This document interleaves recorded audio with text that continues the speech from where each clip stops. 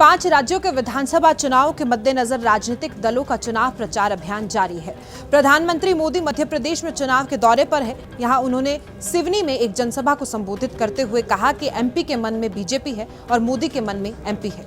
मोदी ने कहा कि वो जनता जनार्दन को जीत दिलाएगी। मोदी ने कहा कि वो मध्य प्रदेश को लगातार सुशासन और निरंतर विकास की जरूरत है।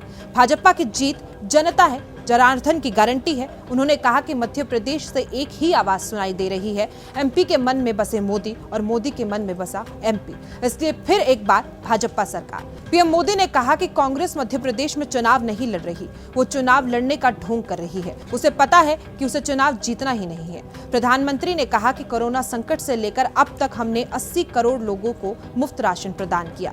एमपी में लगभग 5 करोड़ लोगों को मुफ्त राशन दिया गया। ये योजना 1 महीने बाद बंद होनी थी, लेकिन मैंने निश्चय किया कि आने वाले 5 सालों के लिए हम मुफ्त राशन देंगे। पीएम ने कहा कि मैं गरीबी से निकला हूं। गरीबी क्या होती है ये मुझसे बेहतर कोई नहीं जानता। मुझे किताबों में गरीबी पढ़ने की जरूरत नहीं, इसलिए मैंने एक बहुत बड़ा निर्णय मन में पक्का कर लिया कि दिसंबर में जब प्रधानमंत्री अन्न योजना पूरी होगी तब आने वाले 5 वर्षों के लिए मुफ्त राशन की गारंटी हम देंगे। कांग्रेस पर हमला बोलते हुए पीएम ने कहा कि 2014 से पहले कांग्रेस का एक घोटाला लाखों करोड़ों का हुआ करता था। कांग्रेस वालों के मुंह में अब आदिवासी समाज शब्द शोभा नहीं देता। आज लगातार आदिवासी लोगों को भ्रमित किया जा रहा है। कांग्रेस के लिए अपने एक परिवार से बड़ा कोई परिवार नहीं, कांग्रेस के लिए कोई बड़ा नहीं। जहां कांग्रेस की सरकार होती है वहां सब कुछ उसी परिवार के नाम कर देती है, चाहे वो सरकारी योजनाएं हो, रास्ते हो या गलियां हो। एमपी के घोषणा पत्र में भी सिर्फ वही एक परिवार दिखता है, लेकिन बीजेपी के लिए हर गरीब, पिछड़ा, दलित, आदिवासी उसके परिवार का सदस्य है।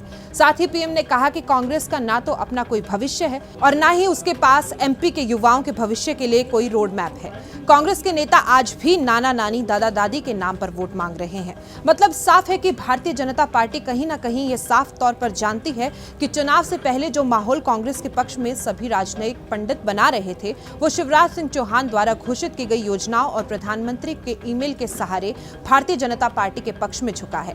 अभी तक आ रहे सर्वे और ओपिनियन पोल भी इस बात की तस्दीक दे रहे हैं, लेकिन इस माहौल को अपने पक्ष में और भी अधिक मजबूत करने के लिए प्रधानमंत्री नरेंद्र मोदी खुद मोर्चा संभालते हुए नजर आ रहे हैं। तो इस खबर पर आपकी क्या राय है? कमेंट बॉक्स में जाकर जरूर बताएं।